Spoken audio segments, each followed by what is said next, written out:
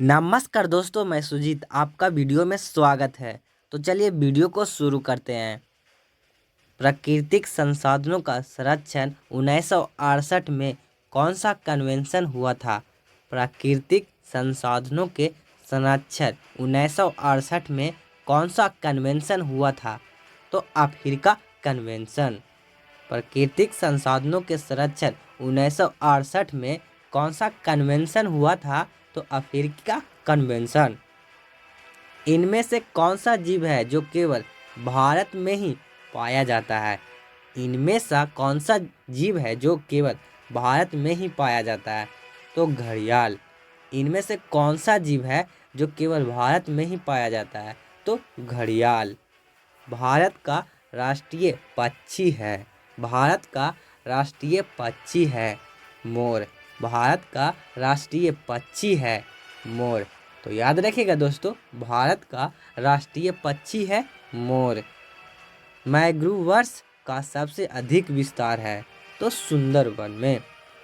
Taxol का उपयोग होता है।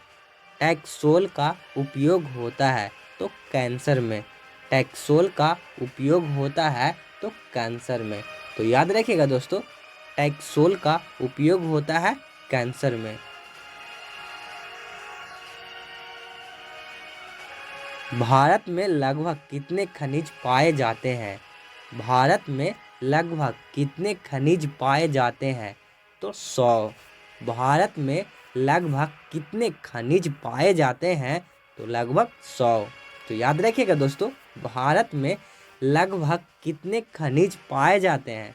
तो 100। किस खनिज को उद्योग की जननी माना गया है? किस खनिज को उद्योग की जननी माना गया है? तो लोहा। किस खनिज को उद्योग की जननी माना गया है?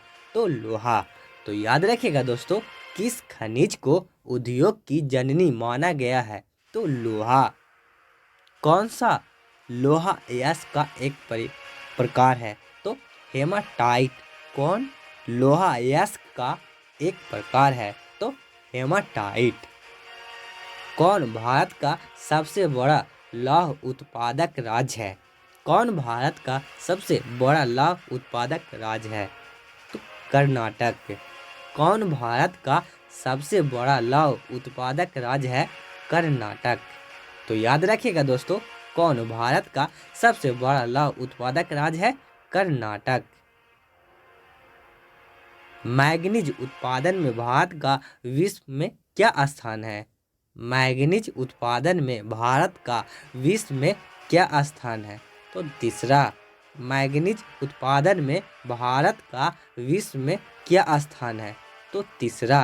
तो याद रखिएगा दोस्तों, मैंगनीज उत्पादन में भारत का विश्व में क्या स्थान है? तो तीसरा। एक टन इस्पात बनाने में कितना मैंगनीज का उपयोग होता है? एक टन इस्पात बनाने में कितने मैंगनीज का उपयोग होता है? तो 10 केजी। एक टन इस्पात बनाने में कितने मैंगनीज का उपयोग होता है? तो 10 केजी। तो याद रखिएगा दोस्तों, एक टन इस्पात बनाने में कितने मैंगनीज का उपयोग होता है? तो 10 केजी।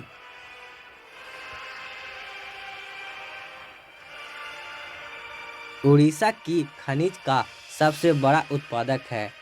उड़ीसा किस खनिज का सबसे बड़ा उत्पादक है? तो मैंगनीज। उड़ीसा किस खनिज का सबसे बड़ा उत्पादक है?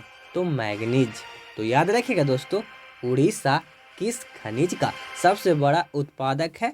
मैंगनीज। एल्युमिनियम बनाने के लिए किस खनिज का आवश्यकता पड़ता है? एल्युमिनियम बनाने के लिए किस खनिज का आवश्यकता पड़ती है? तो बॉक्साइट। एल्युमिनियम बनाने के लिए किस खनिज का आवश्यकता पड़ती है? तो बॉक्साइट। तो याद रखिएगा दोस्तों, एल्युमिनियम बनाने के लिए किस खनिज का आवश्यकता पड़ती है? बॉक्साइट।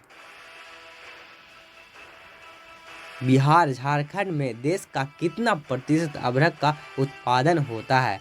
बिहार झारखंड में देश का कितना प्रतिशत अदरक का उत्पादन होता है? तो 80%। बिहार झारखंड में देश का कितना प्रतिशत अभ्रक का उत्पादन होता है? तो 80%। तो याद रखिएगा दोस्तों, बिहार झारखंड में देश का कितना प्रतिशत अभ्रक का उत्पादन होता है? तो 80%। सीमेंट उद्योग का सबसे प्रमुख कच्चा माल क्या है? सीमेंट उद्योग का सबसे प्रमुख कच्चा माल क्या है? तो चूना पत्थर। सीमेंट उद्योग का सबसे प्रमुख कच्चा माल क्या है? चूना पत्थर। सीमेंट उद्योग का सबसे प्रमुख कच्चा माल क्या है? तो चूना पत्थर। तो याद रखिएगा दोस्तों, सीमेंट उद्योग का सबसे प्रमुख कच्चा माल क्या है? तो चूना पत्थर।